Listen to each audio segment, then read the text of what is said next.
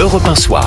19h, 21h, Pierre de Villeneuve. Maël qui revient tout à l'heure à 20h pour un journal complet. Olivier d'Artigol et Catherine Ney sont toujours là dans Europe 1 Soir. On a entendu tout à l'heure Charles de Courson, le député Lyotte, qui ce matin allait jusqu'à proposer une solution autre que la censure, une solution qui menait jusqu'à la destitution, en tout cas la démission du président Macron.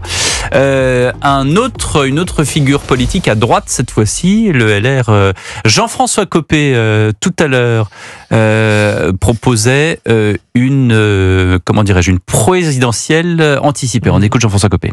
On est tous, de LFI au RN, en passant par LR et les macronistes, on est tous victimes de cette dissolution qui ressemble à rien et dont on paye tous les jours le prix. Bon, il n'y a plus qu'une solution pour résoudre le problème, qu'une seule. C'est une nouvelle élection présidentielle, il faut qu'elle soit anticipée, parce que il y a que Emmanuel Macron qui ne s'est pas rendu compte, mais il va bien falloir qu'à un moment ou un autre, ses amis ou ceux qui l'aiment bien le lui disent, il ne s'est pas rendu compte qu'il ne peut pas tenir jusqu'en 2027. Bon, mais c'est pas possible. Il faut arrêter de se mentir. Juste parce que c'est là, impossible. Est-ce que Jean-François Copé a raison qu'Emmanuel Macron ne peut pas tenir jusqu'en 2027, Olivier d'Artigol? Institutionnellement, notre Constitution protège le président de la République pour la prochaine présidentielle. Politiquement, si nous allons de censure en censure, bien évidemment, cela mettrait le château, l'Élysée, dans une situation impraticable. Il y a les deux dimensions. Mais Catherine Ney. C'est-à-dire que Emmanuel Macron, il a intérêt à ce que Michel Barnier lui apporte une certaine stabilité. Finalement, alors je crois que c'est très difficile parce que le Premier ministre lui montre que le gouvernement c'est lui, mais il sait le faire, et donc c'est vrai qu'il se cherche un peu un rôle et il trouve toujours quelque chose à faire, on le remarque. Mais ça doit être quand même très dur parce qu'il a perdu son pouvoir. Alors est-ce qu'il peut, lui il pense, son entourage dit mais attention, vous verrez qu'il aura eu raison à la fin. Alors on se demande comment, d'ailleurs il pourra avoir raison, mais je pense que lui, il veut rester jusqu'au bout. Alors un scénario... Moi je pense comme vous. Catherine Ney. Non, mais parce que partir sur un, pour lui, il va quand même. C'est un homme qui est vaniteux, même pas. Enfin, qui a une haute conscience de lui-même. Partir en démissionnant, mais je veux dire, c'est sur un échec. Ça serait la première fois. Je veux dire, un Premier ministre peut démissionner, comme Jacques Chirac, mais c'est pour mieux se présenter. Tandis que lui, un président de la République, on a eu des présidents qui ne se présentaient pas, comme François Hollande, mais lui s'en allait. Oui. Parce que victime de son... Je suis d'accord avec cette analyse. Un scénario circule aujourd'hui. Le Rassemblement national et certains macronistes réfléchiraient à un nouveau profil compatible pour les deux. À savoir, c'est le nom de Sébastien Lecornu qui circule. Cela serait RN compatible et permettrait justement, au regard du profil de Lecornu, à Emmanuel Macron de retrouver un peu la main qu'il a perdue sur l'agenda, disons, politique des réformes. Peut-être qu'il peut faire du cabotage comme ça jusqu'à la prochaine présidentielle, mais ça sera un exercice difficile. Il serait un cabotin, alors. Alors, écoutons Thomas Ménager du RN. Pour lui, alors c'est pas tout à fait, c'est pas clair l'histoire de la censure. On écoute.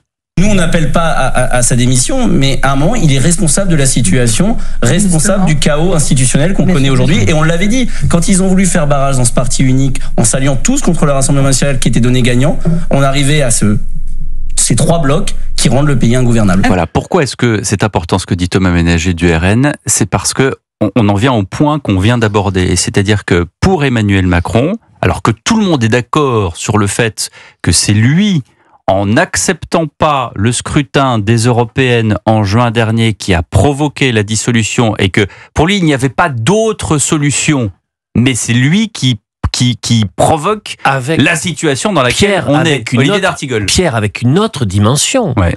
Devant ses premiers soutiens, son premier cercle, qui ne comprenait pas cette décision incompréhensible, son dernier argument était de dire « Ainsi, je vous protège d'une crise politique au moment de vote des budget de l'État et budget de la sécurité sociale. » Et qu'est-ce qu'on a aujourd'hui ? Et c'est très précisément ce que nous avons aujourd'hui. Oui, et alors c'est pour ça qu'on en revient à ce qu'on disait à l'instant.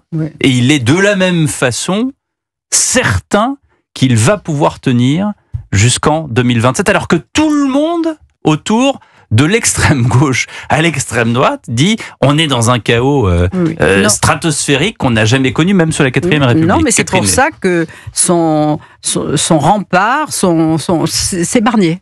Ouais. Parce que si il fait venir une forme de stabilité dans dans cet hémicycle où il y a pas de majorité, il y en aura pas.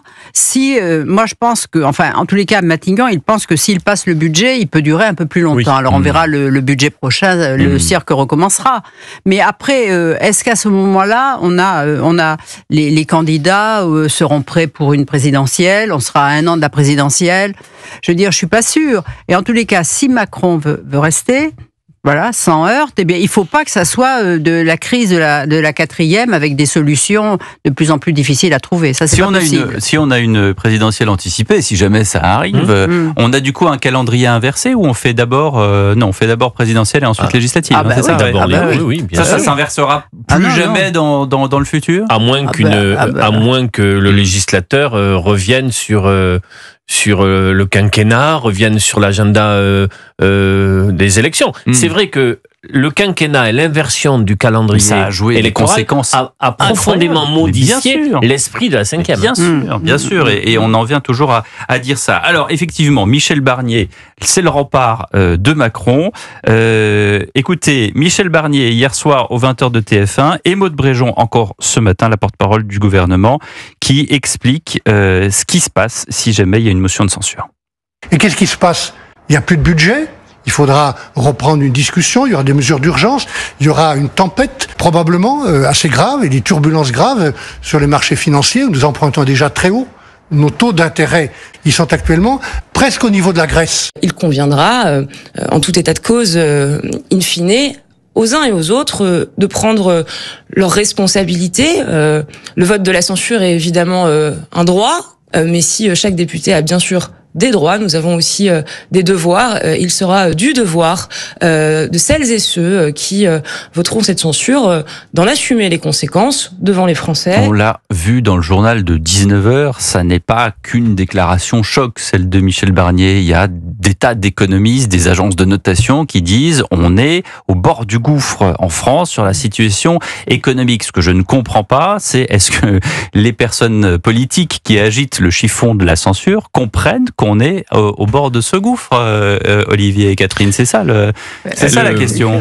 Elles le comprennent très certainement, notamment sur la manière dont les marchés financiers pourraient réagir. On doit emprunter 300 milliards l'année prochaine. Nous sommes aujourd'hui à 60 milliards de remboursement de la dette. Et on a des taux qui ne sont pas du tout les mêmes. Et on a des taux avec en effet une évolution des taux qui nous éloigne dangereusement de l'Allemagne. Entre l'Allemagne et la France. Exactement. Mais dans ces moments-là, la France, qui est un pays très politique, la politique prend le dessus. Et prend le dessus, me semble. Ben oui, Catherine Ney. Oui, non, mais ce qui est extraordinaire, c'est qu'on entend en ce moment que dans le bloc central, Gabriel Attal a été humilié par Michel Barnier et a hâte qu'il s'en aille. Laurent Wauquiez qui n'a pas été ministre d'État. 2 tiers des Français veulent qu'il s'en aille.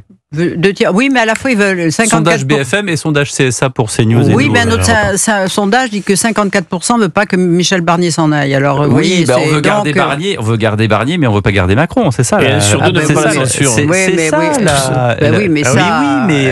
C'est ça. On dit que Barnier l'a dit lui-même. Il a dit non, j'irai pas, j'ai pas de destin présidentiel, etc. Mais s'il faut faire les choses, faut faire les choses. Qu'est-ce qui se passe là s'il y a une présidentielle anticipée? Est-ce que vous pensez que Michel Barnier va dire non, moi j'y vais pas? Ah bah écoutez, là, moi oui, mais non, vous me devez connaître, là, mais non, mais moi je... Non, mais vous savez pourquoi on n'en parle pas? On n'en parle pas parce que on a dit tout à l'heure, et je pense que vous avez raison, Catherine, Emmanuel Macron restera jusqu'en 2027, quoi qu'il arrive, parce et quelle que soit la situation, quel que soit le chaos qu'on connaîtra. Il veut faire lui-même la conclusion de 10 ans de pouvoir macronien positif. Voilà. Et pouvoir ressortir. Il a encore du travail, parce que voilà.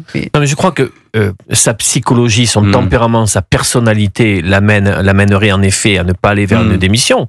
mais la situation peut être intenable. Oui. Merci Olivier d'Artigol et Catherine Ney. Dans un instant, le journal de 20h. Juste après, Anne Coffinier de la Fondation Kairos pour l'innovation éducative. On commentera cette sortie assez inattendue, du N-1 d'Anne Genetet, le ministre délégué à la réussite scolaire, qui dit que le futur programme d'éducation à la sexualité attendu depuis des mois n'est pas en l'état acceptable. À tout de suite pour le journal de 20h.